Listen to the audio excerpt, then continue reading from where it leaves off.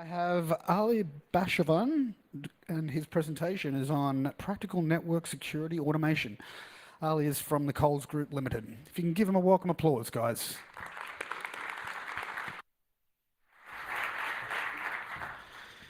Good morning, everyone. Thanks for making the time. We should all be sober by now, hopefully. And should I need more coffee? So, practical network security automation is the topic for this presentation. So, just to give you a view on what's ahead of us in this presentation, I'll briefly cover the current landscape, some of the challenges and expectations from us. Then we'll go through different flavors of automation and why we shouldn't be calling everything AI because it's just cool or it's automated. Then we'll hopefully get to the more exciting part, that is the two use cases that I've selected. The first one is a reactive use case, where we see how automated threat blocking could work. And the second one is more of a proactive nature, so to implement a WAF in front of an API gateway. Towards the end, we'll have a look at a summary, and hopefully I'll give everyone something to take away from this talk. And if I manage my time well, I should be able to take some questions. We'll see. So, what are we dealing with? I would like to put a few things into perspective, and no matter where you are in the hierarchy, they have an impact on you. So, the growth in cybercrime. And I promise I'm not going to use the term cyber anything after this slide. So, we'll see increasing number of cybercrime activity, and we see more cyber criminals that are better equipped and are better organized. So let's say 15, 20 years ago, it's not that there were fewer smart people on the planet who were capable of doing outstanding cybercrime. I guess we were dealing with smart individuals who were less organized and had access to limited resources. But today, cybercrime as a service has pretty much bridged that gap. So this is now turned into a very lucrative business for those who know how and where to go and obtain the different pieces of puzzle, so then they can pull off a true global operation. And sadly, still, it's worth a try for the bored or the idiots or the ne'er-do-wells. A wider attack surface. So pretty much a byproduct of utilizing more tech. We have more data stored and accessed outside the organization's four walls than ever before, for sure. And we have more devices that are inside our networks, but they want to go home. They just want to be managed from outside our organization. Yep, we have to move faster, and everything is agile. So what are our mantras? Lean and fail fast. So we're less willing to spend time on elaborate discovery and prolonged design and endless planning, because the world around us is just moving too fast now. We can't really, you don't have that time anymore. And resource challenges, probably for most organizations, is not monetary resources, it's people. So it's difficult to find the right people. It's not easy to keep them motivated, and definitely it's not easy to retain them. Then we get to the classic dollar figures for your OPEX and CAPEX, and also the organization's ability to manage and deliver projects and programs and roadmaps, which takes a lot of human intellect. So this is a fun slide. if I had one of these, I could pretty much conclude the talk. We could just head to an early lunch. But I tried to buy one of these online for myself and my boss just to remind him, more to the point, that they may exist, but they can't really fix everything. And to be honest, it wasn't easy. So I spent a good 10, 15 minutes just searching through the results of different things, and I managed to find one that was also a USB storage, so it wasn't totally useless. So then that was pretty cool. But jokes aside, automation is an area that can definitely help us. So it scales well, better than we do. It moves faster than us. And I'll start saying that. It's reliable and it's accurate. And the general disclaimer there is the usual garbage in, garbage out. So that rules always applies. So quick clarification on what do we mean by automation. And I'll be using IEEE's terminology here. I'll have this arrow on the side for us to better associate each category of software with doing versus thinking. And I'll start with robotic desktop automation. So we're talking about an application that has a set of predefined steps to complete an activity or a process. And these steps could be across multiple different systems. The important thing here is the operator still initiates and manages the workflow through. Then comes the robotic process automation. So the software is getting smarter. The application uses business rules, and it does it autonomously to execute those activities or processes. And the important factor here is the operator only manages the exceptions. So this is the process-driven territory where the focus is automating repetitive tasks. So pretty much we're trying to mimic human actions. Then we get to the data-driven territory, where the focus kind of changes towards learning and thinking. And the important facet here is you have to have access to good quality data. And again, with the goal to simulate human intelligence. So we start with machine learning here, where we feed an application a lot of data. So these are captured successful and or unsuccessful operations. So we're essentially teaching the software. So, or the software is observing on our actions. And the end goal here is for the software to be able to detect and recognize patterns and correlate, so they eventually can provide us predictions or decisions, if you like. And the holy grail of AI, which it's the combination of pretty much everything. So mouthfuls like cognitive automation or machine learning, reasoning, analysis, natural language processing, they all combine here. And the end goal is to produce insight and analytics at or above the human capability. So this is where it gets a little bit scary or human ego confronting. So that should be enough dose of intelligent process automation. And with that out of the way, I can tell you that most of this presentation is focused in the process-driven area. So I'll comfortably leave the data-driven area to smarter presenters.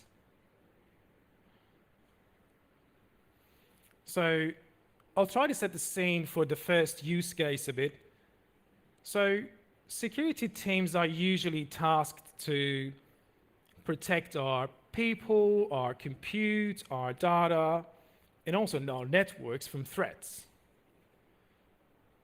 So one of the ways that we do that is by deploying technologies, and we essentially rely on those technologies to protect us. Next generation firewalls or previous generation firewalls, WAFs or email filtering or endpoint protection, the list goes on and on. So this also right now goes across our current on-prem deployment and all the way to our infrastructure as a service, and in cases in our platform as a service. What they all have in common is that all observe the traffic or the behavior and make decisions to either allow or deny, and that decision is made based on their individual view of the world or their definition of what is malicious or what is benign. For example, most of us, if not all of us, have already blocked SMB traffic on our perimeter firewall, so there's almost no use case for it to be open in the internet or towards the internet. So, and when the eternal blue vulnerability came, at least you had one less vector to worry about. So that's an example of a simple and very effective configuration that you made on that piece of tech to protect yourself. It's funny, when I was doing these slides, I did a showdown search on TCP 445, and you can still see around 1.7 million hosts just listening on that port, which you don't know what to make of it. Is it just all honeypots that researchers have brought up to see how the world's doing, or are there really enterprises or end users? Hard to tell. So not every detection is as simple. So imagine a customer who's shopping for a selection of wine from Yarra Valley, which is a very nice place in Victoria. So they add it to the cart. The customer then puts in the delivery address and say that's number blah, Union Lane, Victoria 3000. And they click next. And then they see this page which tries to mimic the look and feel of the website, but it fails to blend in. It has a 403 error with a long reference number there. And it's actually telling the customer, write it down and give us a call, we'll definitely look at it. And of course you would. So the funny thing is the customer can still buy beer or any other type of wine, or they can actually ship that product to their mom's address. So you'd think, oh, this is probably a parental control, but it's very advanced, but we'll find out. So under the hood, you have something like this. It says what the product is, what the address is. It still looks fine until you get the WAF to look at or to apply some SQL injection signatures to it. In its mind, you would have just 3 keywords that it cares about. There's union, select, and from, and the combination in that area is probably a bad thing. So it's just going to drop it and show you that page. So before you get angry at me, yes, signatures could be tuned, but the point that I'm trying to make here is false positives are hard to spot and are difficult to cater for proactively. So what we have learned over the years is that single device view of the world is incomplete. So what can we do to have a wider view of what's happening, or a panoramic view of our network? Interestingly, most of us are already collecting a lot of what our devices are observing and sending them to a central location that we call scene.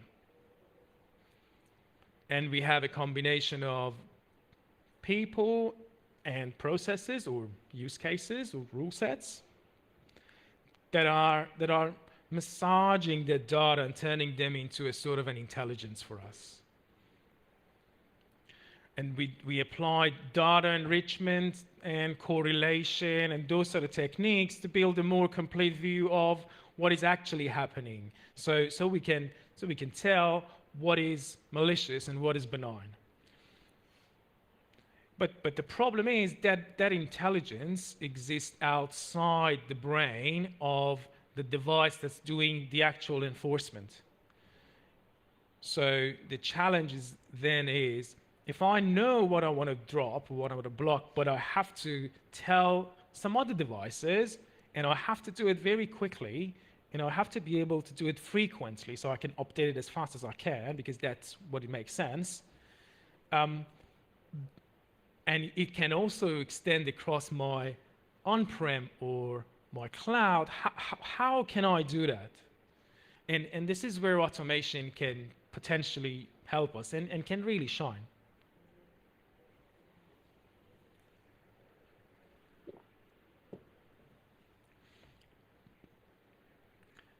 So we gather each device's individual view. We then use our people, processes, and technology on the side to help us to produce, combine it all together and build a more complete view of how things are actually working. That produces us an actionable intelligence, or that you can also call it your own threat intelligence feed, which is essentially a list. It could be based on source IP addresses. It could be based on web session IDs, or in more advanced cases, it could be a user or a device fingerprint. That's how you identify the threat. And it's essentially dependent on your enforcement point. So what is the capability of the enforcement point? What can it work with? You turn that into a list and you put it on a source repository. That's where you can then share it with your other platforms, and you can then point your automation service to it. Let's say you're using Ansible for automation. So you find an Ansible module for your enforcement device, or if it's missing, you just build one, develop one. Most of the devices already have APIs. Just create a wrapper around the API and turn it into an Ansible module. And then your automation will pick up that list. It understands it. It kind of translates it into what the protection device can do. So then you can update it, or all your devices, or multiple devices from many vendors or across many locations, and as frequently as you would like it to. And after that, what we do, we just continue to watch what is happening, and we update that list. And we know that the list will be propagated all the way to our protective devices. I'd like to share some considerations here with you. So the first one is to test this system vigorously. So feed the whole internet address space to it, or the whole session ID space to it.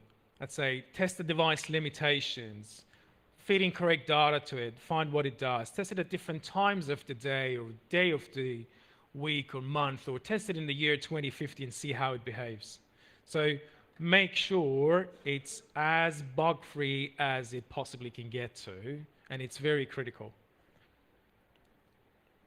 Implement a whitelist. So this is to avoid accidental blocks on important sources, and also the fact that there will always be exceptions to the normal treatment. So you have trusted sources such as let's say your proxy servers or your monitoring platforms or those sort of areas, or even a temporary pen tester that you want to have access to test some of your stuff and you don't want to block him. Have a kill switch.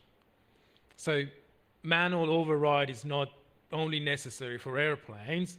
Everywhere that we have automation, we have to have a way to say everything can stop or I can take over completely. If you have reliable same use cases that can distinguish malicious from benign, and you trust them, you've tested them, you can connect that detection engine to your automation. So as soon as it's detected, it goes all the way and actually block the threat. So again, you just have to make sure you're not rushing it. You're tested it in parallel. You've made sure it's as bug-free as you can get to. Give your security operations center an ability to view the outcome and the way that the automation is working, just to give them the confidence that human can still do exception handling. If there are issues, there's someone's watching and can go and use the kill switch or record it as a bug and deal with it. Change advisory board. So they are there to protect the business from cowboys in IT. So automation does look like a threat to them, and they will be skeptical of what automation can do, and more to the point, what automation can break and how it can break the business. So they most care about the change risk than anything else. You need to educate them and build confidence that can be achieved through a number of things. You can run workshops about automation, just educate a bit about what it can do and what it cannot do, and also take them through your testings and all the controls that you've implemented are pretty much the things that we've talked up until here. That should give them a bit more confidence that you're not that cowboy. Definitely review and even do a proof of concept for security orchestration, automation, and response tools, that are in short, SOAR. So this is a classic buy versus build. So there are pros and cons on both. So and the right answer is it depends. I will probably be a bit biased towards the use of generic automation tool set, and I have more pro arguments for using a general automation tool. But so SOAR tools do promise a lot of good things, but they don't support everything right out of the box. So you will see platforms that they don't support, or they even have no plan to support, and you will end up with something that you either have to pay to be built, or you have to build it yourself, like a module or a plugin. Even the supported devices, you still have to integrate it. So it's similar to what you do with your own automation. The other benefit of using general automation is that you're not just limited to use SOAR in a classic response method. So you can use your general automation to do other BAU activities. So you're not just focused on security operations center and how they react to day-to-day threats.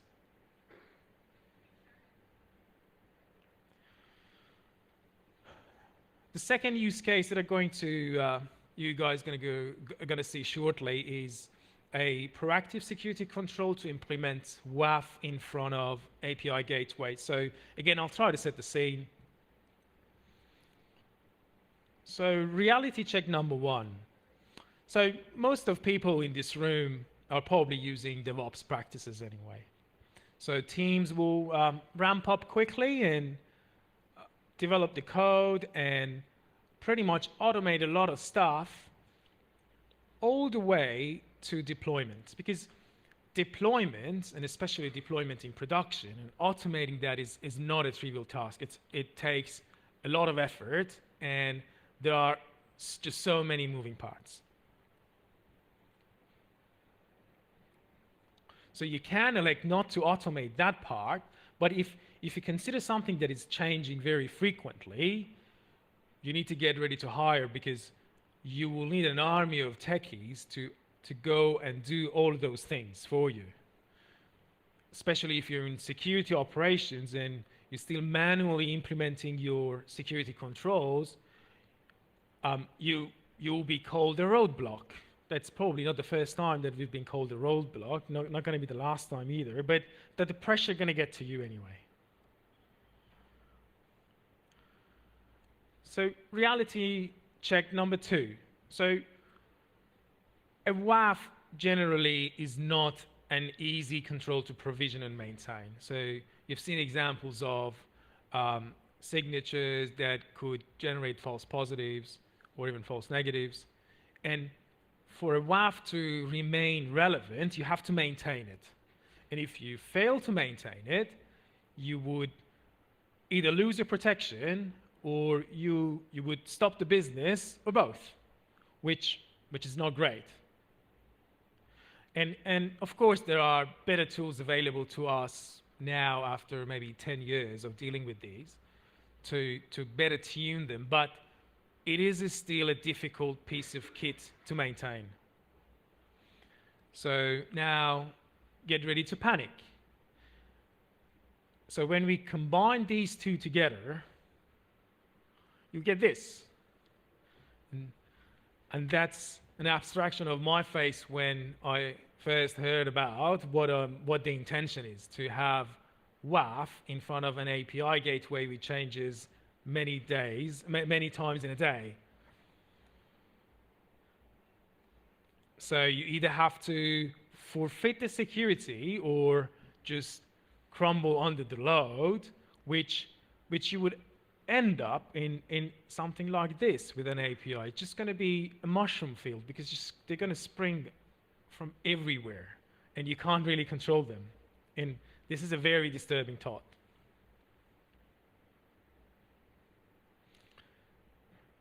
So there is a silver lining, and when we look at service-oriented architecture and microservices and agile delivery method, with more of a positive lens, we can identify some invaluable opportunities. So the first one is microservices are modular and fine-grained, and that's what we like in security. So as opposed to a monolithic web app that pretty much does everything, and it's very difficult to understand it, and for that reason it's hard to secure it, microservices are atomic, so they're simpler to understand, which makes them theoretically easier to secure.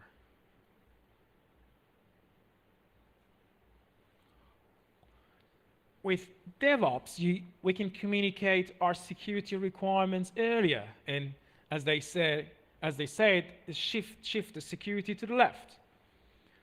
So you would piss off your developers less.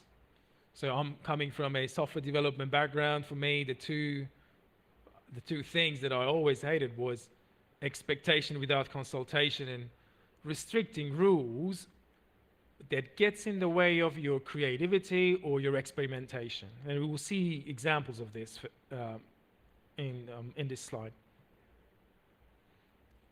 We also get a chance to bring feedback from production environment where we are battling with threats and real world issues, and bring all of those back into our lower environments, which means there are going to be less surprises the next release cycle.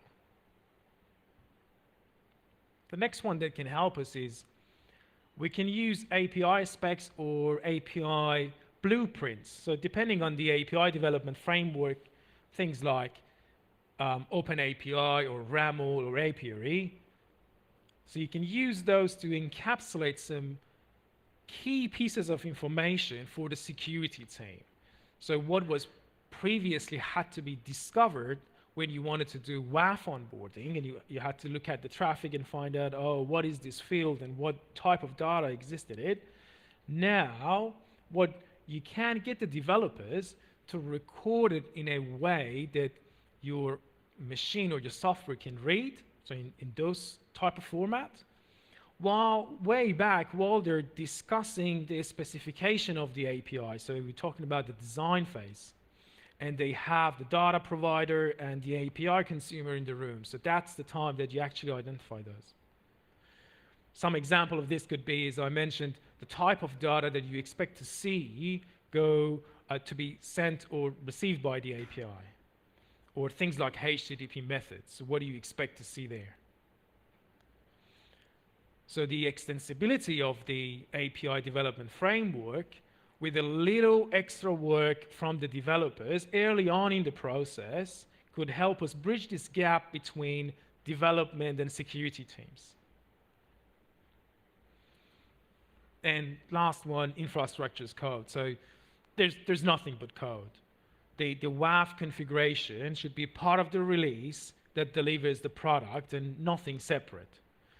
So, and WAF false positives are similar to software bugs. You just discover them, and you, during testing, and you debug them, and you deal with them the same way that you deal with your code. This way, you're essentially speaking a common language and blend well in the delivery. So your security actually exists in the CI/CD pipeline. Now let's have a look at how we build the WAF policy for an API and automatically deploy it.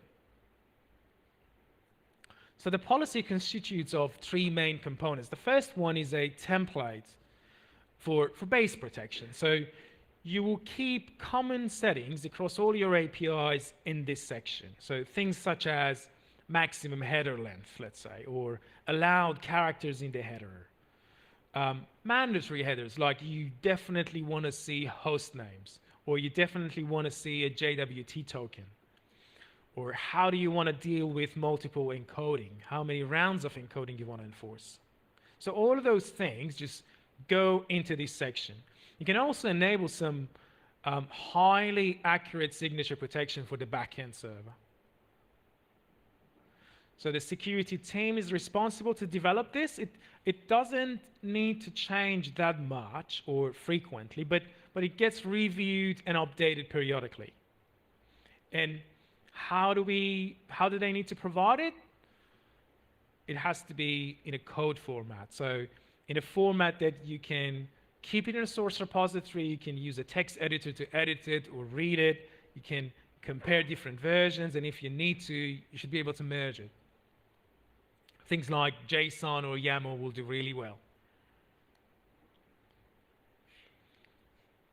The next part is the API-specific component. So this is based on what the API publishes and other metadata related to the API. For example, if you decided to enforce data validation based on the content length or what characters are allowed for that specific field, you would need the API developer to capture this during the API design, and that's when they're talking to the data provider, so they have access to those sort of information, and they will record it in the API spec.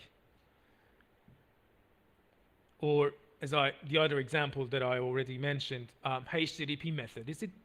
Does it only support get or put or delete? You will know, and you will have all of that in the API spec documented way before it gets to the security.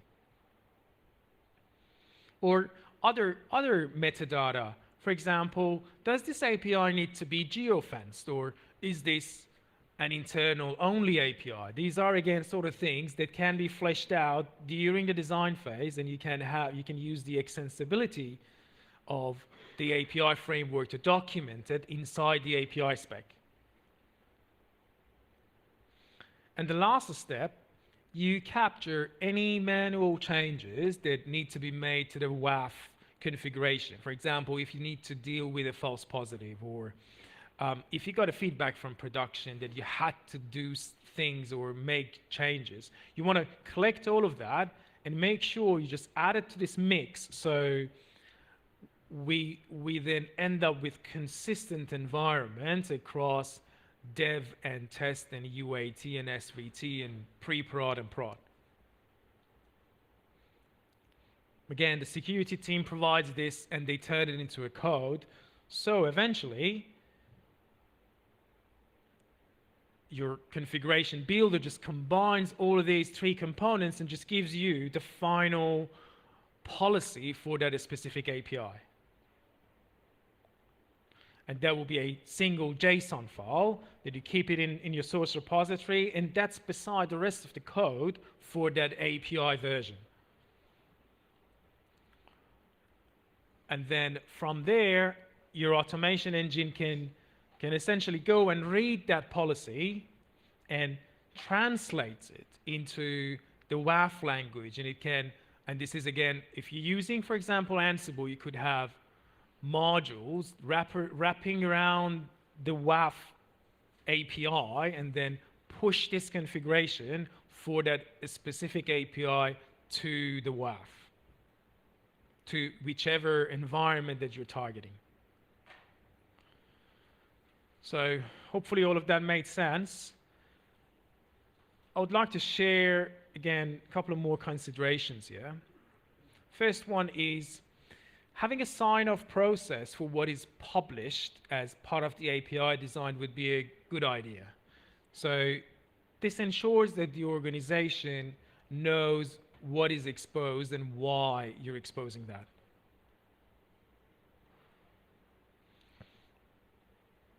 So treating the WAF false positives or false negatives as software bugs. So record them, track them, debug them, and test them. So you would ideally want to have your automated testing tools or dynamic or interactive application security testing tools to create tickets, for example, or bug reports for their findings, so you can go and remediate them. Whether you keep the WAF instance in the development area in block mode or in learning mode, that is a critical choice, but it's your call. It's an organization decision to do that. I'm just going to go through this quickly. So discuss with your API development team up front in the process. Discuss how you want to arrange the API URI path and the hierarchy. For example, do you want to have namespaces, /platform, /version, and then API and then method? So because it has to work for both. Talk to your WAF vendors and just make sure you know their limitations. There could be limitations around the size of the policy or the number of policies that you can push to those devices. And based on that, you need to have a scale-out plan, which you shouldn't need it on day one, but usually if you have it before you make your release, in the future you're going to have less trouble changing things around.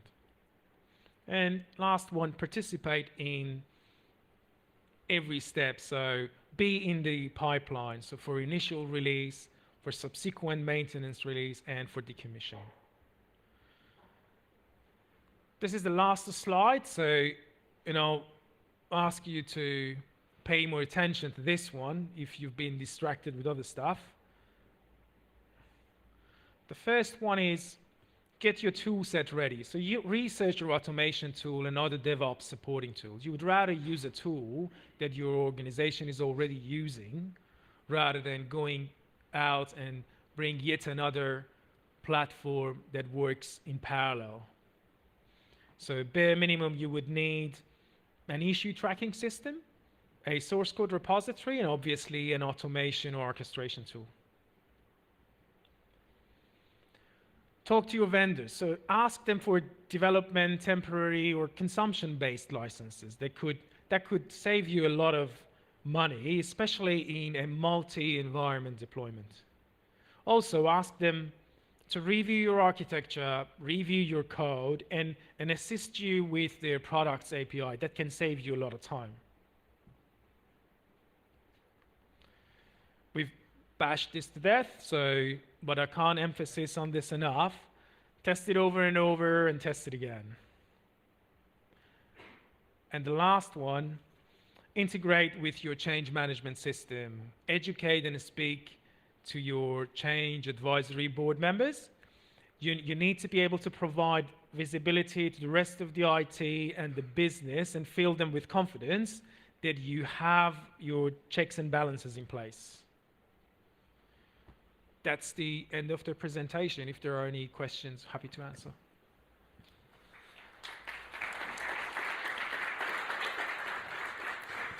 We may have time for one quick question while we set up for the next presentation. Does anyone have any questions? Or questions singular?